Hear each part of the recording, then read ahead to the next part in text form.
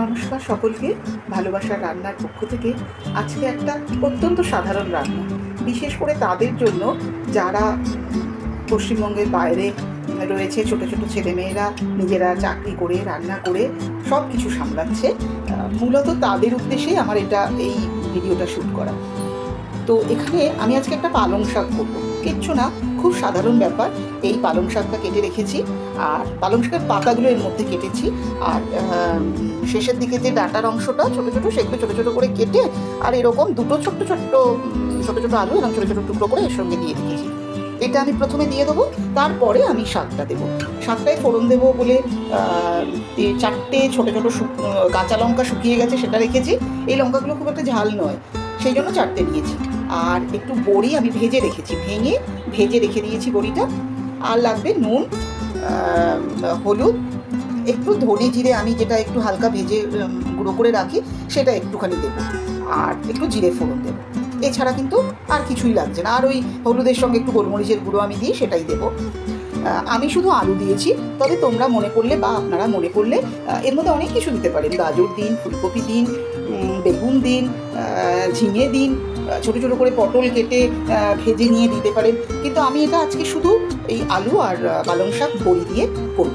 এই পালং শাকের ঘন্ট বলুন, তরকারি বলুন, যেটাই বলুন, অসুবিধে নেই। আর এখানে তেল দিয়েছি। এই পালং শাকে কিন্তু এই কিছু কিছু রান্না আছে, যেসব রান্নায় না তেল একদমই বেশি লাগে না, তো পালং শাকও তার মধ্যে একটা। পালং শাকের তেল বেশি লাগে না।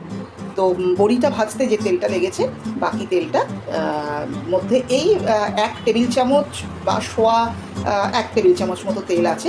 এর মধ্যে আমি জিরে ফোড়ন দেবো, আর ওই লঙ্কা 4টে ফোড়ন হিসেবে দেবো। দিয়ে আমি এই পালং শাকের ডাঁটা আর আলু যেটা কুচিয়ে রেখেছি এটা আগে দেবো, একটু নাড়াচাড়া করে। তারপরে আমি এই শাকটা দেবো, তারপরে বড়ি দেবো।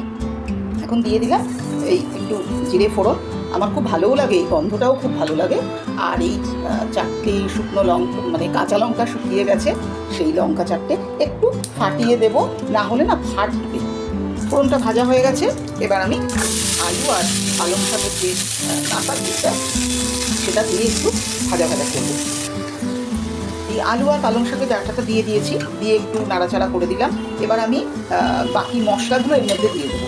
এটা তো বিশেষ কিছুই রান্না করার মতো বিশেষ কিছু নয়। এই 1 চামচ হলুদ দিলাম,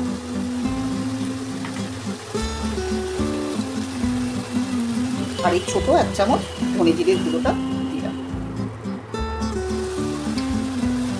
এবার দেবো নুনটা। নুনটা আমি আগেও বললাম, নুনটা একটু বুঝে দেবেন, বেশি যেন না হয়, কারণ স্বাদটা কিন্তু কমে যাবে। তখন গোলমরিচটা দিইনি, ভুলে গেছি।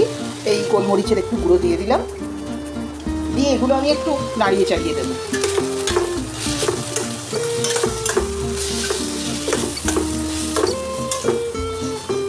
একটু ঢাকা দিয়ে রাখবো, তারপরে আমি শাকটা বড়িটা সবই দিয়ে দেবো।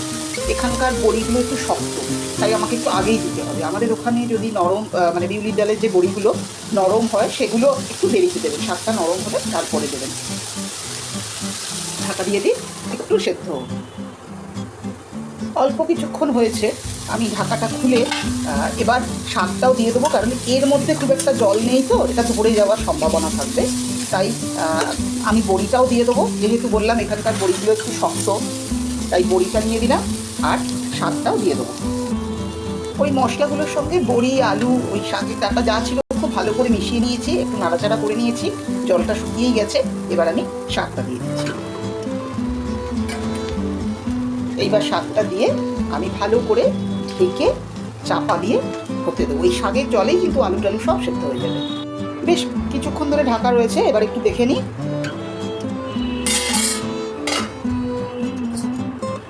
মনে হচ্ছে নরম হয়ে গেছে। আলুটা দেখি, হ্যাঁ নরম হয়ে গেছে, বড়িও নরমই আছে। এবার একটু নেড়ে চেড়ে নেব, আর একটু নুনটা দেখে নেবো কীরকম। ভালো করে নেড়ে চেড়ে নিয়েছি, নিয়ে টেস্ট করলাম। নুন তো ঠিকই আছে, কিন্তু ওই যে টেস্টের একটু ব্যালেন্স লাগে, তাই আমি এই 1 চামচের হাফ চামচেরও কম, এই 7-10টা চিনির দানা এর মধ্যে দিয়ে একটু নাড়িয়ে চাড়িয়ে নিলাম। তবে বারবার বলছি যে যাদের মিষ্টি খাওয়া বারণ বা পছন্দ করেন না, তারা চিনিটা দেবেন না, চিনি না দিলে এমন কিছু অসুবিধা হবে না, নুনটা একটু বুঝে দেবেন। আমি মোটামুটি শুকনো করে নিয়েছি। আগেকার দিনে দেখতাম আমার ঠাকুমাকে রান্নার সময় এই ধরনের শাকটা হচ্ছে যখন, তো সামান্য একটু আটা ছড়িয়ে দিতেন এই মাখো মাখো ব্যাপারটা আনার জন্য। এখন তো আর এগুলো লাগে না। আটা বোধহয় কড়াইতে একটু নাড়িয়ে চাড়িয়ে রাখতো আগে, শিশির মধ্যে করে ভরে রাখতো, যেখানে যেখানে প্রয়োজন হতো দিত এই বাইন্ডিংটা আনার জন্য। কিন্তু ঠিক আছে, আমার এখানে মনে হচ্ছে না লাগবে বলে ভালো করে নাড়াচাড়া করে দিয়েছি, কোনো অসুবিধে নেই। এইবার এটা একদম রেডি টু সার্ভ। আজকের পালং শাকের ঘন্ট তৈরি, একদম রেডি ফর সার্ভ।